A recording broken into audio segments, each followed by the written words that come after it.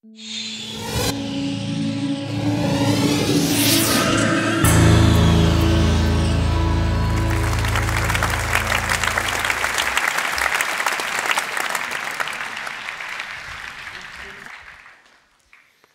j'aimerais la télécommande. Voilà, elle est là. Merci David. C'est pas mon avatar, c'est moi. Alors effectivement, on aurait pu faire ça à distance, mais il y a une grande règle de base que je vais partager avec vous, David, c'est qu'avant de pouvoir télétravailler, il faut se connaître, et une fois qu'on télétravaille, il faut se rencontrer régulièrement. Donc aujourd'hui, on a 60% des franciliens pour qui le trajet domicile-travail est devenu un cauchemar quotidien dans lequel ils perdent en moyenne 2 heures par jour et qui sont 2 heures de leur vie, bien entendu, puisque ça ne fait pas partie du temps de travail. 72% d'entre eux le font en voiture. Et tout ça pourquoi ? Pour un grand nombre d'entre eux, pour aller dans un bureau, s'asseoir derrière un écran, pour travailler sur un ordinateur, ce qu'ils auraient pu faire n'importe où. Ils arrivent en général fatigués, stressés, plutôt d'humeur maussade au bureau en ayant besoin de décompresser après le trajet. Et on se rend compte qu'aujourd'hui, dans ce qu'on appelle la société de l'information, il y a 65% des trajets pour aller au travail qui se passent entre 7h et 9h du matin et 54% quittent leur travail entre 17h et 19h. Alors moi qui pensais qu'on était rentré dans l'ère de la flexibilité, je crois que j'ai trop faux ou alors je suis trop en avance, mais on n'y est pas encore. Alors qu'en fait, on pourrait travailler tout autrement. À l'heure où les DRH nous parlent continuellement d'équilibre entre la vie personnelle et la vie professionnelle, où on parle de plus en plus de bien-être au travail après certains drames, pourquoi ne pas envisager tout simplement une solution qui est à portée de main et qui serait de télétravailler à temps partiel? Et là, David, j'insiste aussi, à temps partiel. Alors, la notion même de télétravail en France est bien définie. Je vais faire une seconde de théorie. C'est tout simplement un mode d'organisation et de restitution du travail qui utilise les technologies de l'information dans le cadre d'un contrat de travail et qui, au lieu de se faire dans les bureaux de l'employeur, se fait sur une base régulière ailleurs que dans les bureaux de l'employeur. Alors on pourrait faire un petit test rapide, mais ce n'est pas très facile, vu les lumières, de dire qui est salarié ici, et surtout la question, qui a un avenant à son contrat de travail lui permettant de télétravailler? Il y a des mains qui peuvent se lever. Il y en a quelques-unes, pas beaucoup par rapport à l'époque où nous sommes. Alors qu'en fait, le travail aujourd'hui est la valeur numéro 2 dans la hiérarchie des valeurs des Français. Et le travail, malheureusement, est devenu pour beaucoup d'eux un sujet de souffrance, de malheur, de malaise, d'angoisse, quelquefois même de peur, au lieu d'être un élément d'épanouissement, d'affirmation de soi, d'enrichissement intellectuel et matériel.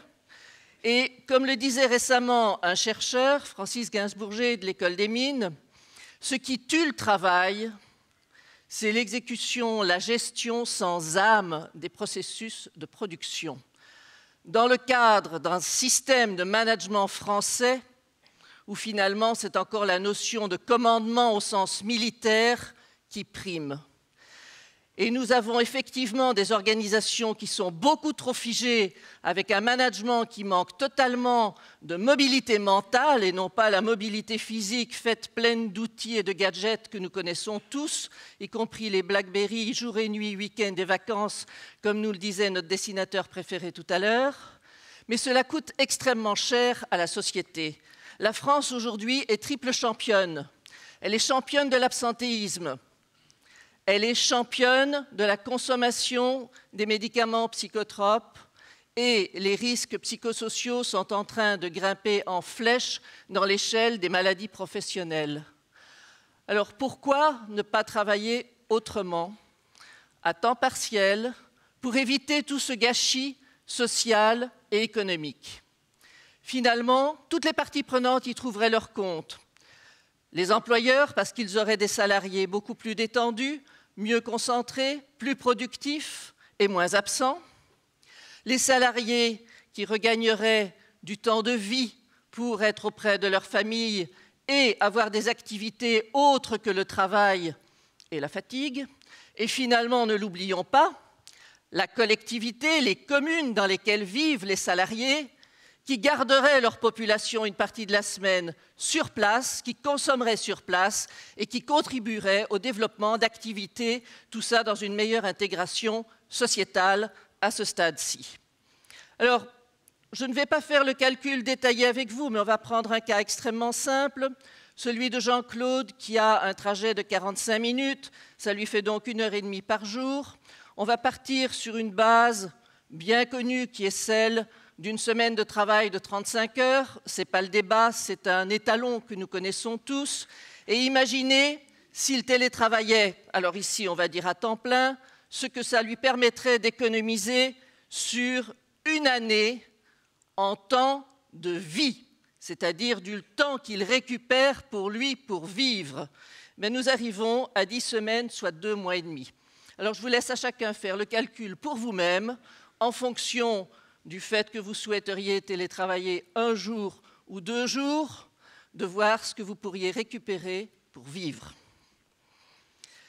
Et le sujet devient d'autant plus important que toutes les études montrent qu'à l'horizon de 2050, 70 à 80% de la population vivra dans les villes. Et par exemple, en Île-de-France, on envisage, d'après ces mêmes calculs, 320 000 actifs en plus. Donc vous voyez si la notion de trajet domicile-travail prend une ampleur encore supplémentaire, puisque la population active dans ce même espace va augmenter. Et nous savons tous que les transports en commun, vous avez vu, 72% utilisent leur voiture. Donc les transports en commun ne jouent pas le rôle qu'ils devraient jouer. Et en plus, ils sont aujourd'hui à saturation et malgré les plans de développement, les nouvelles offres vont arriver beaucoup trop tard par rapport aux besoins de vie des citoyens salariés. Et ce n'est pas le projet du Grand Paris qui va tout résoudre immédiatement, d'autant plus que ce projet a absolument ignoré la dimension numérique du futur des villes et des déplacements. Et c'est ici que la notion de ville numérique prend toute sa dimension, puisque c'est aussi un des grands projets d'avenir au niveau mondial, d'offrir localement, grâce au très haut débit, des nouveaux outils, des nouvelles ressources et des nouveaux moyens aux citoyens pour pouvoir consommer, travailler beaucoup plus près de chez eux. Et c'est ici qu'il faut intégrer toute la notion sur laquelle certains commencent à travailler de réseaux de télécentres interconnectés de préférence en Île-de-France pour permettre à un beaucoup plus grand nombre de pouvoir travailler près de chez soi sans que ce soit nécessairement à son domicile, parce qu'ici, il faut éviter une future discrimination sociale, tout simplement parce que tout le monde ne peut pas travailler chez soi pour des raisons qui sont soit de place, soit d'environnement familial. Donc il y a un certain nombre d'entreprises qui sont déjà passées à l'acte. Et je pense qu'aujourd'hui, mesdames et messieurs qui sont des décideurs dans cette salle, vous avez une première grande décision à prendre en ce début d'année 2011, c'est de revoir votre organisation. Je pense à la personne qui m'a précédée et qui nous a également montré combien finalement beaucoup de changements étaient cosmétiques et pas profonds. Ici, c'est un changement profond d'organisation auquel il faut procéder et cela vous permettra en même temps de faire face aux nouveaux fléaux auxquels dont nous sommes dépendants, tels que des pandémies, tels que des catastrophes naturelles, tels que des attentats et autres réjouissances qui peuvent arriver. Prenons un cas très simple, celui d'Alcatel-Lucent, dont il était question dans la presse il y a quelques jours. Chez Alcatel, il y a 25% des 7000 salariés français qui sont en télétravail aujourd'hui, en moyenne 1 jour par semaine. Et cela a déjà permis de mesurer un bond dans la qualité du travail fourni, auquel s'ajoute une mesure toute récente, en 2009, 900 000 kilomètres d'économisés, 2 fois le tour de la Terre, plus 95 000 kilos de CO2 non consommés. Donc, ce type de calcul aujourd'hui est encore très rarement fait dans les entreprises françaises et le lien entre l'organisation du travail et ces aspects-là de développement durable sont très rarement pris en considération. Alors, vous avez vu un point d'interrogation là en bas. Peut-être vous demandez-vous, c'est qui le suivant? Est-ce que c'est une question ouverte? Non, elle n'est pas ouverte du tout. C'est une réponse au contraire. Et je suis personnellement très contente de cette réponse qui arrive. C'est l'expérimentation que va lancer l'administration centrale de Bercy au premier semestre 2011. Et personnellement, j'attendais depuis très longtemps ce grand signal de l'État, parce qu'en France, l'État très souvent doit montrer l'exemple. C'est tout simplement l'annonce également par François Baroin et par Georges Tron d'une mission sur le télétravail dans la fonction publique. Alors je pense que maintenant, c'est à vous de prendre vos risques et d'y aller. Je vous remercie.